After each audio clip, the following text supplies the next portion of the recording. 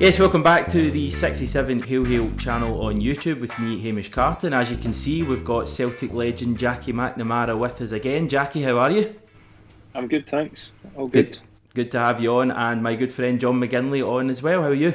Hello, Hamish. Yep, good to be back on the channel. Seem to be on it quite a lot these days, but I'm good to have Jackie back for a wee chat.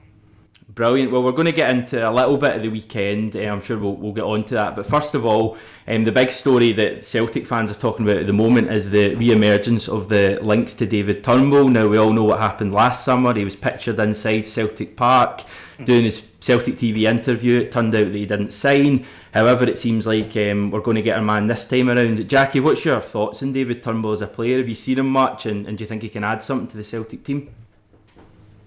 Yeah, I think he's won. Obviously, last year there was a lot of talk. He was linked to a few clubs, and it looked like he was signing for us. And then, obviously, they failed the medical, and he's since had that operation. I've seen the last couple of games. He's looked quite good in the footage that I've seen. So obviously, he's came through that quite well. He's a young player that he looks like he can see a pass and create opportunities from midfield. It's a position that it's not glaringly, obvious that's the position that we need, but it's obviously one for the future. Yeah, and one parallel I thought that was interesting between yourself and Turnbull is you're both players who moved to Celtic, or Turnbull's not confirmed yet, but if he does move to Celtic, you'll both be players who move to Celtic from another team in Scotland.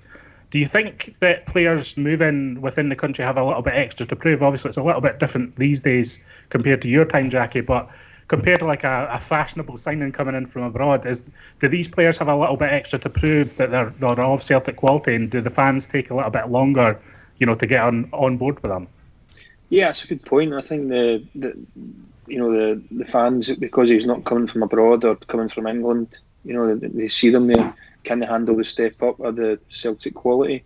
And I think you only know that once they play a number of games for the club, how they handle it. The abilities, as I said a few times now, the ability is always kind of there, but it's how they handle the demands, the expectation. Whereas, the years gone by, they've signed a few players at Dundee United when I was a manager, Mackay, Stephen and Armstrong, and Nadir Shifsey as well. Took my front three in the space of 6 months. but it's how they handle the demands at Dundee United are not the same as the demands at Celtic, and that's something that they either handle it or they don't. They handle the expectation. Same with Greg Taylor last summer. Greg took a bit of time to get opportunity there with Bowley, and then he's taken that opportunity and done well. He's handled the step up, and then he understands the demands at the club now. And just on, the point of Armstrong in particular, when you had him at United, is it obvious that a player like that, even when they're at, one of the provincial Scottish clubs, is it obvious that they're kind of destined for the top, or does that become apparent over time? Will the scouts be looking at Turnbull and thinking he is a player who can one day play in the Champions League for us, for instance? Yeah, there's two bits there. I think when you're playing with better players, it becomes easier as well. Because you can understand when you pick up quickly in training. If you get somebody like alongside you, like McGregor or Brown and Cham, you can give them the ball and they can handle the ball. Whereas maybe at smaller clubs, you're not sure about that pass because you don't know how they can handle it, receiving it and giving you it back. So it does become easier. The expectations are harder and the demands are harder, and mentally it's a lot tougher. But that's part and parcel of being at a big club.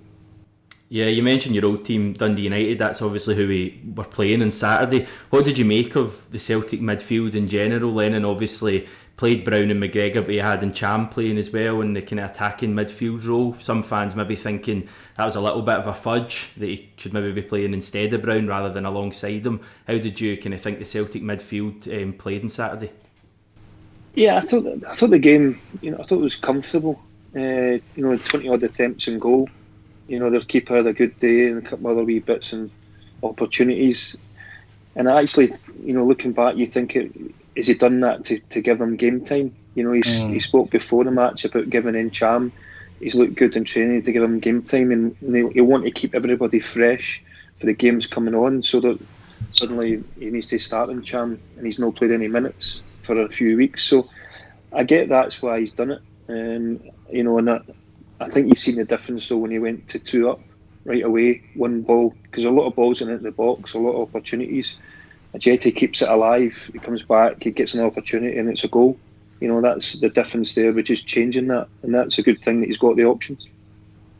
Yeah, I think that was a big thing that we recognised, John, was how the game changed when he put 2 up front and brought Ajeti on. And I think a lot of Celtic fans prior to the game were looking at the possibility and wanting Lennon to go with 3-5-2, and that feeling's only going to be increased after how Saturday went. Yeah, there's going to be a clamouring now, an even stronger one. Sometimes it's just a bit of disruption in the box. Like Ajeti just had the determination to kind of keep the ball in play from the kind of rebounded shot off the keeper. And, you know, Edouard was there and about it as well. And when you kind of have players in the box and committing to, you know, trying to get in about the break of the ball and stuff, then you're going to get more chances and better opportunities, because most of our efforts from up to that point had been long shots. So having Ajeti in there kind of bustle in and around the box, finishing off chances like those, that's exactly what we need. So I was delighted to see that. Yeah, and Jackie, just touching on Tannadice again, obviously you know yourself more than most, it's a really tough place for big teams to go. Was it just a case of getting that victory on Saturday no matter how we played? Yeah, absolutely. I think especially, you know, after the last game away at Rugby Park, I know the pitch is not there, but you know, when teams are sitting in their stall, they're in your face, and you know, they're stopping everything. And the longer it goes, you get a bit anxious, because you know, if they get that first goal, the second goal, and the game's put to bed, they can make changes, they can freshen things up. The longer it goes, but the good thing is they overcame it, and you know, they made changes.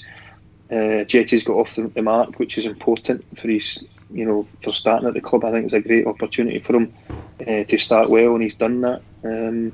So I think, you know, Lenny will be absolutely delighted. You know, I don't think the game was in any doubt. You know, they didn't really cause any problems. I think the last time Dundee United won there against Celtic was when we were managing, before they took Stuart and Gaz. Was that a 2-1 game, was it? Yeah. Like Griffiths scored late on. Griffiths scored late on. Shifsey and Armstrong both scored, and both of them left not long after that. Obviously. Do you see David Turnbull being a success if he goes to Celtic? Because obviously, I mean, you'll be chatting to guys, you'll know a bit about him, I assume, and he certainly is getting a lot of rave reviews for playing well in a pretty struggling Motherwell team at the moment. Yeah, he looks like he's got awareness. You can see a pass and somebody makes the move. I think he'll find it. You know, he's still young. It is a big step up, but you know, it may be the right time to do that, to bring him in, integrate him into the club. You know, and understudy. You've got Brown there, you've got Cham, you've got Callum. So let him see what the demands are and bring him in and out of the team, and you know, for the future. Yeah, I think it's good that we're kind of looking at that succession plan, and I'm not saying that Turnbull's going to be a Celtic captain in future, but that we're looking beyond Scott Brown, because obviously we had John McGinn and he kind of slipped through our grasp and he's gone on to great things. So I think there's a feeling that we don't want to miss out on Turnbull, because he's certainly a pretty talented player. Guys, thanks very much, really appreciate your time. We'll be back later in the week, more to talk about with Celtic. In the meantime, if you've not yet subscribed to the channel, we really would appreciate you doing that, and we'll speak to you very soon. Take care and hail hail.